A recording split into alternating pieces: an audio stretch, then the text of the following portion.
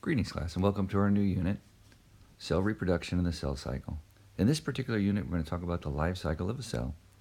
We'll also talk about how the cell cycle is controlled, and we'll highlight the actual steps of the cell cycle as well. What we won't do is talk about meiosis in this particular unit, so I'm going to cross that out. We're actually going to save that for when we get back from Christmas vacation. So let's start at the beginning. So why do cells reproduce? That's what our unit's about. There's three primary reasons why they do. First, to allow for the growth of an organism. Say, for example, you. How would you have gotten any bigger? Remember, you were 7 pounds when you were born, or 8 pounds or 9 pounds. Now look at you. You're 5'10", 5'11", or however tall you are, 100 pounds, 120 pounds. That's because your cells reproduced. Cells also reproduce to replace damaged cells. If maybe you get a cut on your skin, the cells are damaged. Your cells have to produce new cells, right, to heal.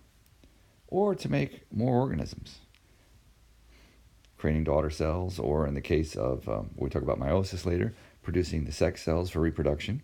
So these are the three primary reasons why cells reproduce. But there's actually even a little bit more to it than that. Cells also have to reproduce because their cell size is limited.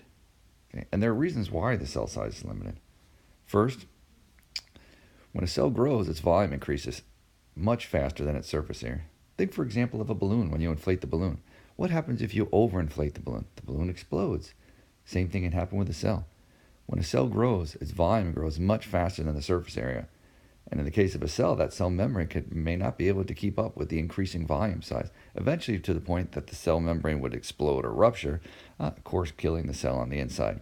So rather than trying to keep up with that incredible growth in volume, cells will divide. So that's one reason. Cells also divide because if the cell gets too big, the genetic material in the nucleus would no longer be able to control it. Imagine if New York City, all those millions of people, had City Hall in a trailer, a little tiny shed. It would be too small to manage such a massive city, wouldn't it? Same thing with a cell. If the cell gets too big for the nucleus will no longer be able to just handle everything and process everything going on in the cell. So when it gets to that point, the cell has to divide. And the other reason why is if cells get too big, it's almost impossible for material to move in and out of the cell in an efficient manner and reach all parts of the cell. Especially when we're talking about things like passive transport. How would material move that far from the cell membrane all the way to the center part of the cell, or from the reverse, from the center part of the cell all the way out to the cell membrane? So if it becomes that large, it would be possible for the cell to sustain the things that it needs to do. So better to divide. Now, when we're talking about the changing surface area to volume, this chart is in your textbook, but just so that you understand what happens when you're talking about the volume of the cell growing much faster than the surface area, look at these three cubes. Each cube is a little bit bigger than the other. You have one cube that's 1 by 1 by 1, another one that's 2 by 2 by 2, and another one that's 3 by 3 by 3. So in each one of these cubes, all you've done is increase one of the sides, or increase the side lengths by 1 centimeter. But look what happens to the ratio of surface area to volume. First surface area, of course, you know area is length times width, and in the case of a cube, you have 6 sides. So 1 times 1 times 6 is 6. If you take the volume, 1 times 1 times 1 is 1 cubic centimeter. Look at the ratio of surface area to volume, 6 to 1. But imagine this cube representing a cell, and the cell continues to grow. Now, the sides of our cell model, in the case of the cube, is 2 centimeters. So we do 2 times 2, which gives us 4. 4 times 6 is 24. Our surface area is only increased by 4 times. But look what's happened to the volume.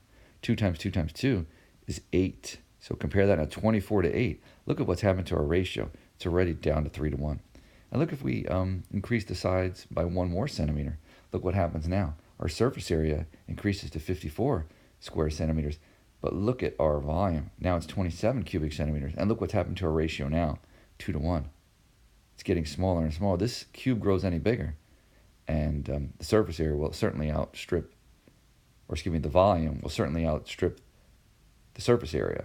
And in the case of a cell, if the volume becomes larger than the cell's surface area, the cell is going to rupture and the cell is going to die. So the cell has to divide.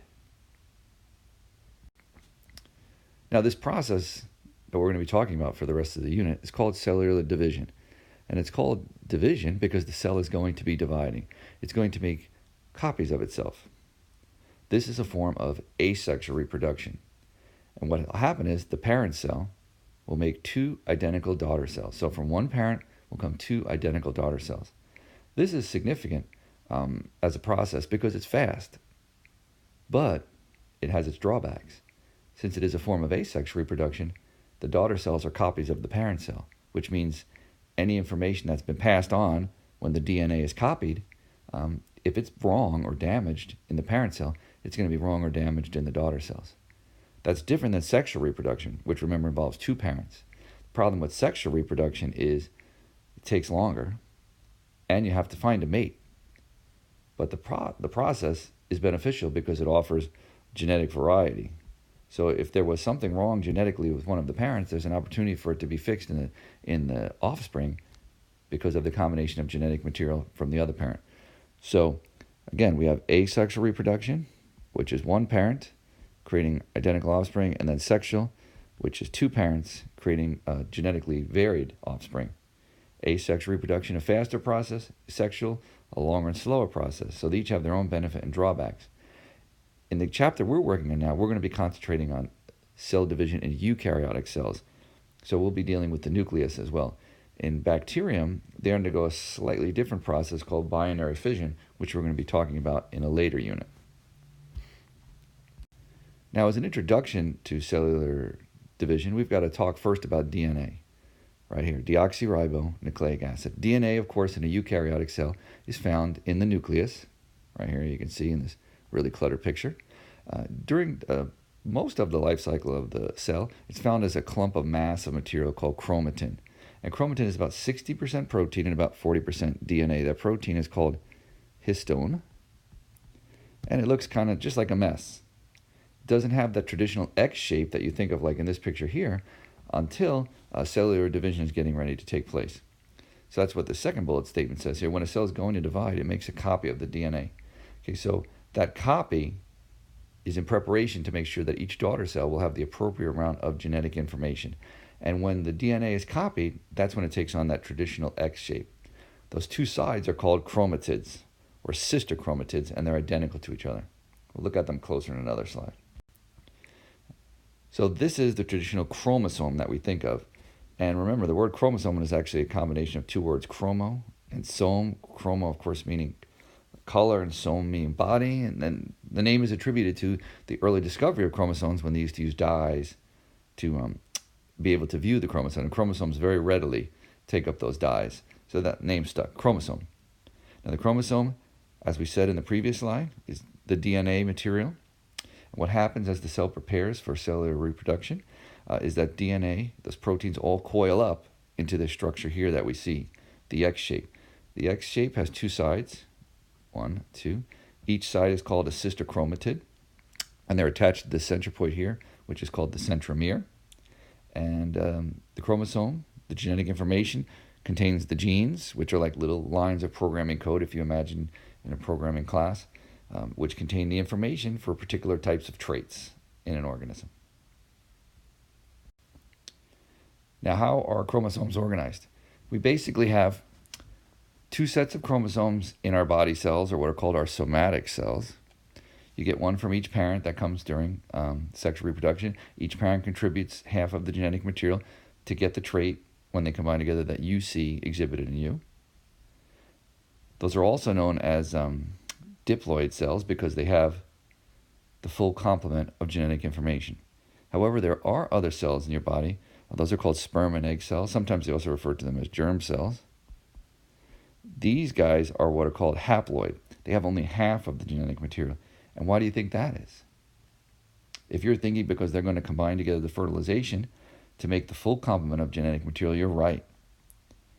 So as, for example, our body cells would have 46 chromosomes. Our sex cells have 23. 23 from your mom, 23 from your dad, and when they combine together, they make the full complement of 46. These are what actual chromosomes look like. This is called a karyotype. A karyotype is basically a map or some type of micrograph image of the chromosomes arranged in homologous pairs, which means that each one of the chromosomes has the information that matches with the other chromosome from the other parent. So like the chromosomes aren't necessarily identical, but you would find complementary information on this one and this one that would provide the combined information to determine the traits that would be exhibited in the offspring, which might be you. In this case, there are 23 pairs, as you can see, so this is a human. The 23rd pair, of course, very significant. That one determines the gender. In this case, we have an X and a Y, which is a male. Had it been an X and an X, it would have been a female. And so this looks like a good point to stop for today. In our next section, we'll take the information we've talked about and we'll start moving into the actual cell cycle.